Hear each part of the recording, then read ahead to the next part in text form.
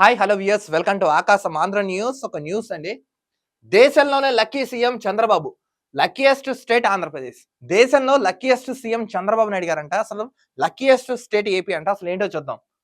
TDP అధినేత నారా చంద్రబాబు నాయుడు తన 40 ఏళ్ల సుదీర్ఘ రాజకీయ జీవితంలో ఎన్నో ఒడిదొడుకులు ఎదుర్కొన్నారు.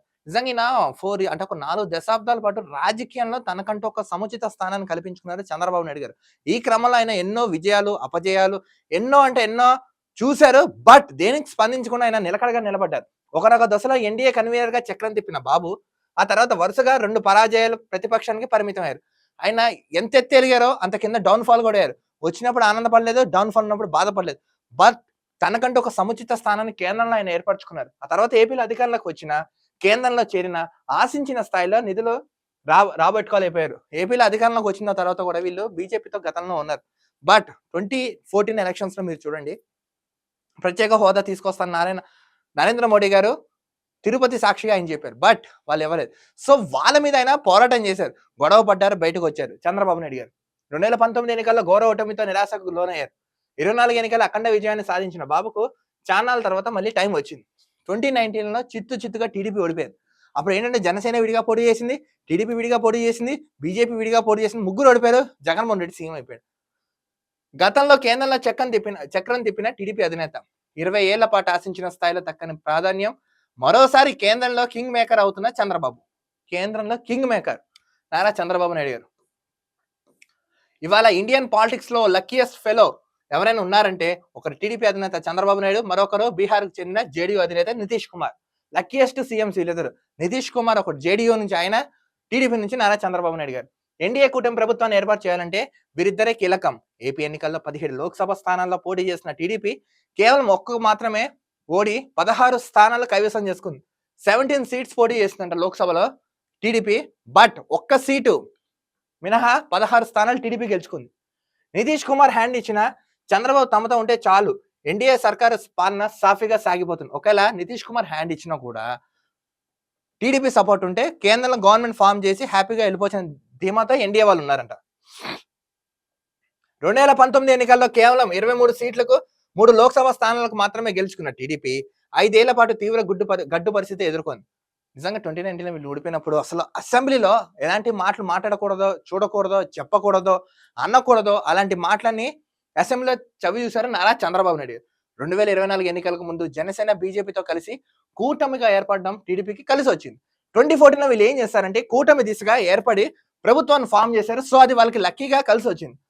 నిన్న మొన్నటి దాకా ఎవరికి పట్టని చంద్రబాబు నాయుడు ఇప్పుడు కేంద్రంలో కింగ్ మేకర్ అయ్యారు. ఇప్పుడు ఈయన కింగ్ మేకర్ అయ్యారు కేంద్రంలో. మేము ఇండియన్తోనే ఉంటున్నామని చంద్రబాబు చేసిన ఒక్క ప్రకటన స్టాక్ మార్కెట్ లాభాల్లోకి తీసుకెళ్ళిందంటే ఇప్పుడు ఆయనకే కాదు, ఆయన మాటకున్న ప్రాధాన్యం ఏంటో అర్థం చేసుకోవచ్చు. ఒక ప్రకటన చేశారు, నేను మీతో ఉంటాం, మీరే అధైర్యపడకండి. ఆయన అన్న ఒక్క మాటకి స్టాక్ మార్కెట్లనే లాభాల్లోకి వెళ్ళిపోయాంట. చూడండి, గతంలో వాజ్పేయి హయాంలో కేంద్రంలో చక్రం తిప్పిన చంద్రబాబుకి 20 ఏళ్ల తర్వాత ఆ గోల్డెన్ పీరియడ్ రాబోతుంది. గతంలో అయినా వాజ్పేయి వీళ్ళతో చక్రం తిప్పారు. బట్ ఆఫ్టర్ 20 ఇయర్స్ తర్వాత ఆయనకి సముచిత స్థానం కేంద్రంలో వచ్చిందంట. ఆ ఎన్నికల్లో టీడీపీకి 16 సీట్లు వచ్చాయి, మల్కాజ్గిరితో కలుపుకుంది. అయితే 2082 సీట్లు గెలుచుకున్న బీజేపీ సొంతంగా మెజారిటీ మార్క్ దాటింది. మ్యాజిక్ ఫిగర్ అయితే బీజేపీ దాటింది కేంద్రంలో. బట్ వాళ్ళు అనుకున్న స్థానాలు కేంద్రంలో అయితే ఈసారి రాలేదు. ఈ కారణంగా బీజేపీకి చంద్రబాబు అవసరం అంతగా లేకుండా పోయింది. 14-19 మధ్య ఏపీకి ఆశించిన స్థాయిలో నిధులు దక్కలేదు. ప్రత్యేక హోదా పైన కేంద్రం యూటర్న్ తీసుకుంది. బీజేపీ నేతల తీరుతో విసిగిపోయిన చంద్రబాబు 2018 నాటికి ఎన్డీఏ నుంచి బయటకు రావాలని పరిస్థితులు వచ్చాయి. గతంలో ఈయన బయటకు వచ్చేశారు. ఇప్పుడు 2019లో బీజేపీ ఏదైతే హామీలు ఇచ్చిందో, బీజేపీ ఏదైతే విస్మరించిందో, బీజేపీ ఏదైతే అన్నదాన్ని కట్టుబడలేదో అవన్నీ ఆయనకు నచ్చక బయటకు వచ్చేశారు. 19 ఎన్నికల ముందు వైఎస్ఆర్సీపీ ప్రత్యేక హోదాపై ఎంత రాద్ధాంతం చేసిందో తెలిసిందే.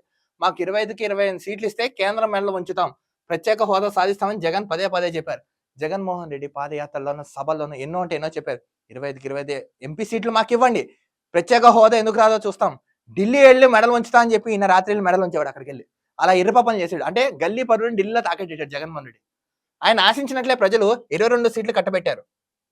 కానీ 19 ఎన్నికల్లోనూ బీజేపీ సొంతంగా 303 సీట్లు సాధించింది. 303 సీట్స్ 2019లో బీజేపీ ఆల్మోస్ట్ ఫామ్ చేసింది.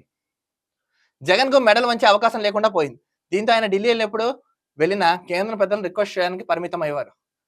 నేను ఢిల్లీలో చక్రం తిప్పుతా, ఢిల్లీ పెద్దను తల ఉంచుతా అని చెప్పిన జగన్మోహన్ రెడ్డి అక్కడికి వెళ్తా ఎవరు దేకేవాడు కూడా లేడంట అక్కడ. కానీ ఇప్పుడు డిమాండ్ చేసే అవకాశం బాబుకుంది. 74 ఏళ్ల వయసులో అఖండ మెజార్టీతో అధికారంలోకి వచ్చిన చంద్రబాబుకు తన పొలిటికల్ జర్నీలో చివర్లో ఇలాంటి అవకాశం రావడం నిజంగా గొప్ప విషయం. ఇంకా ఆల్మోస్ట్ 74 ఇయర్స్ ఇప్పుడు.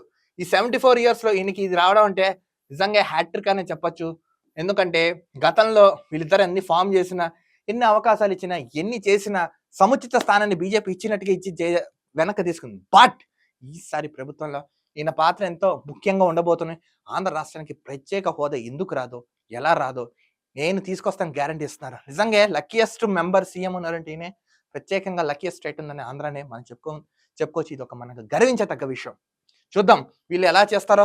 రానున్న రోజున ఆంధ్ర రాష్ట్రానికి పెట్టుబడులు వస్తాయా, ప్రత్యేక హోదా వస్తున్నా, అభివృద్ధి చేస్తారా, కేంద్రం సహకారం ఉందని తెలియాలంటే మనం వెయిట్ చేయవలసిందే. నాకు తెలిసి వస్తాయితే నేను అనుకుంటున్నాను.